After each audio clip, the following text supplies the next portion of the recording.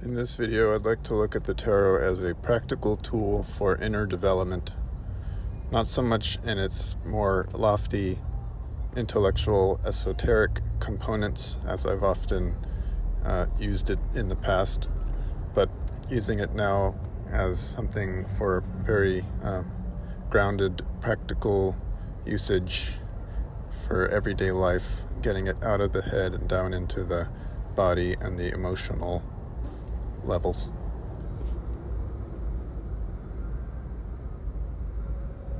We're going to look at the first three cards: the Fool, the Magician, and the High Priestess in relation to each other.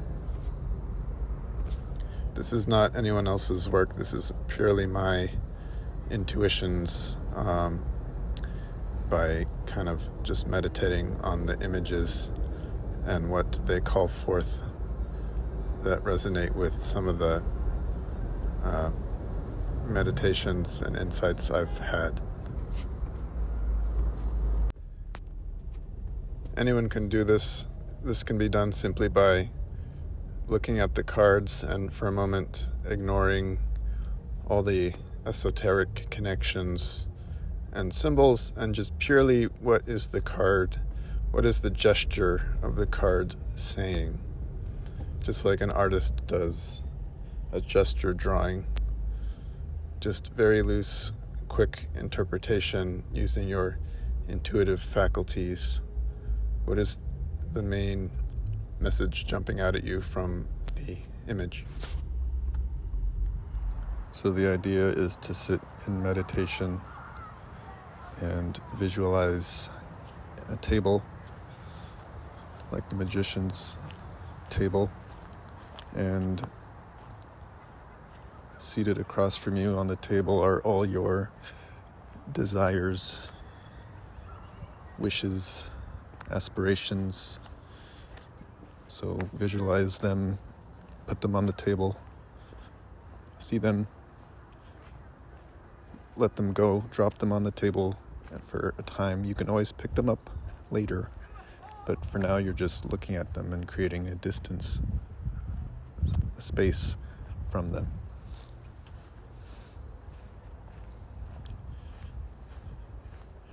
The magician's got one arm pointed up towards the heavens.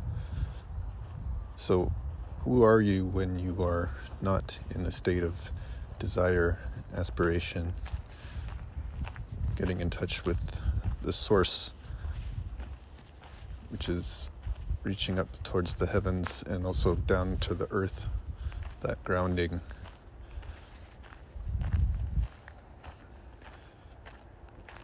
And so you can look at the first three cards as a continuum, where the magician is in the middle, and then the high priestess is on one end and the fool is on the other end. So the high priestess is all about memory, holding on to desires and wishes and aspirations, but she's cataloged them in her scroll. And so she's also, in a sense, transcending them, because she's not afflicted, she's organizing them.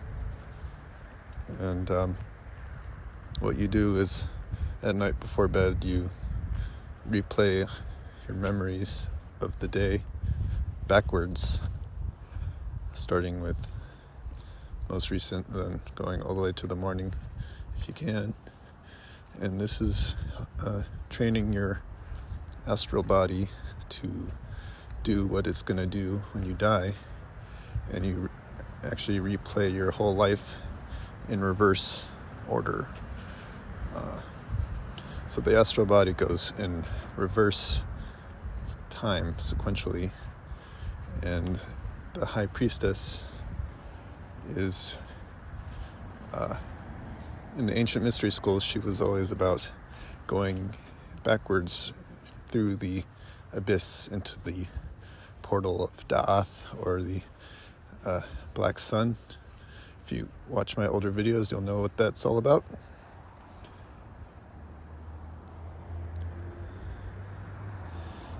So we have the high priestess cataloging memories. We have the magician separating himself from memories and desires and putting a safe distance, and then, but still seeing them, because then you've got the fool, which is totally abandoned, totally jumping off the cliff with fearless confidence. And in a sense, to do that, you have to forget everything. You can. So unlike the high priestess, the fool is totally throwing away the scrolls.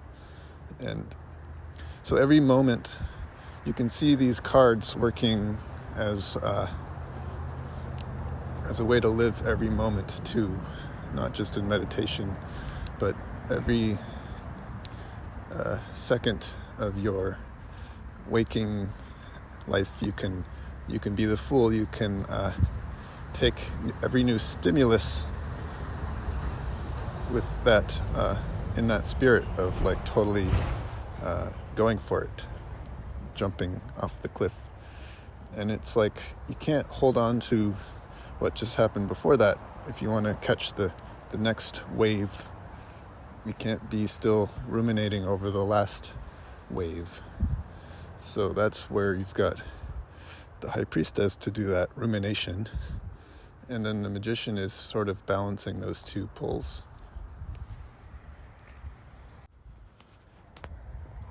So one note on the meditation on desire for the magician and the table.